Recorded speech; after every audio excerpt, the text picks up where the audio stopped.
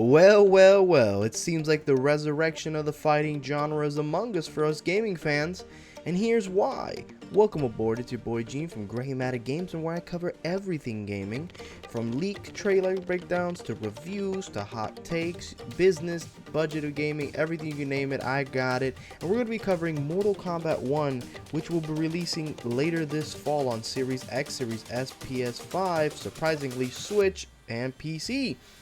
Now, I mentioned earlier that it seems like the fighting franchise is in this resurgence. Well, it's because if you look above, I give you my opinion on Street Fighter 6 and where I talk about Capcom's resurrection. But now it seems like NetherRealm is about to drop Mortal Kombat 1, which as of right now, from what I understand, it's another reboot, it's another timeline, and we're going to be covering everything that we know so far about the game. The article about this game will be linked below. It's on GamesRadar, and I'll be covering it right now, and where basically the game will be releasing September 19th, 2023. There's going to be different versions of the game, and there will be early access period beginning as September 14th for players who purchase the premium or collector's edition of the game. There will be a closed beta somewhere in August for all the pre-ordered customers. Who knows if we'll have an open beta, but that's all we know in that regards. Now, from what I understand, there's going to be, skins and cameos, and I think Jean-Claude Van Damme has a skin and voiceover for Johnny Cage is one of the pre-order stuff. These are the prices as we speak on the different versions of the game. MK1 standard, $70. If you pre-order it, you get Shang Tsung. MK1 Premium, $110. You get a couple Dragon Crystals, the Jean-Claude skin, early access to 6 new playable characters, and 5 new cameo fighters.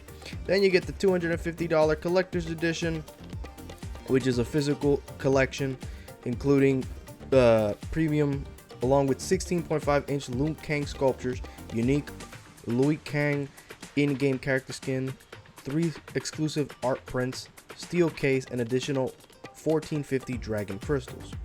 Now, let's talk about the gameplay. I won't be showing the actual gameplay here because of YouTube and how gory MK really is. But from what I understand, I'm going to just break it down. There's going to be a roster where we'll have characters, and those characters will not only be playable, but will be cameos. Cameos is like an assisting thing. Picture Marvel vs. Capcom 1. That's the best analogy I can come up with. These characters will only be used for assisting. They can assist in an X-ray, as we can see in some of the trailers that we've, some of the marketing we've seen over the weeks. They'll also, according to a report, they're saying that they'll assist with fatalities or something. I don't know how that's going to work. But the whole purpose is to defensively protect the player or help extend a combo. Those cameos will do that.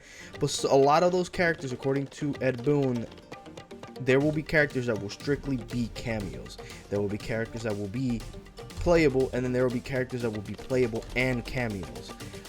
What the final roster is going to look like at launch, we'll have to see. For the sake of the story, again, it's a new timeline. Fire God Liu Kang is now trying to set up this new world, and a new threat is coming, yada yada yada, but there's changes you see. Like Scorpion and Sub-Zero, they're friends right off the rip.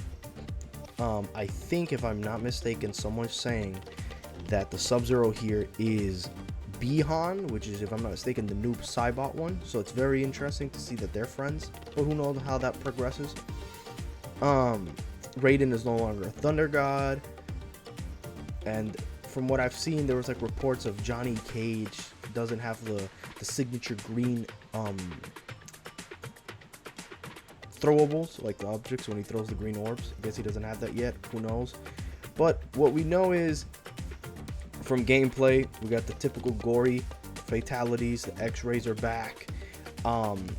We have, it's kind of funny, if you look at the trailer breakdowns, it almost feels like they took a piece of the HUD. It takes a piece of every element of MKX to MK9 to MK11. Now, from a graphical perspective, I could be wrong, but maybe it's the stream, but it almost feels like graphically it's not that different from MK11. It's more refined, but it almost feels like whatever the engine is for 11 seems to be what might be powering this game in particular, which could explain why there's a Switch port, you know, but who knows? That could just be Warner Brothers out here trying to milk out the game itself. They are pretty greedy in that regards. Overall, it seems like it's a more fast-paced game. From my honest thoughts, it really does reminisce of Marvel vs. Capcom 1. I'm not saying that aerial combats were never a thing in MK, but to some of the extent that we've seen in the gameplay trailers and the actual live footage of people playing the game, it almost gives you that Marvel vs. Capcom 1 game where you can actually juggle people in the air a lot longer with some more creative combos that you can play in, because your own cameos can assist in maintaining that character in the air, as well as whatever type of crazy stuff you're trying to pull off. I am curious to know if these characters that are cameos are characters that will not be in the campaign. They're just there for the sake of being in a roster, but they're not anything in the story. Or if some of the characters that are in the story are just locked into the actual cameo, because we've seen in the past that MK has a bad habit of, oh look, a character that I'm about to fight or play as in the campaign, oh no, it's a shame he's not in the game. So we'll see how that goes, but that's all we know so far about the game. Again, link will be below for the full post if you want to read it. There's going to be 25 characters, or somewhere between 20 to 25 characters in the roster at launch, so let's see how that goes. Hopefully our fan favorites get to this game. I'm praying for Chameleon, you know, but who knows.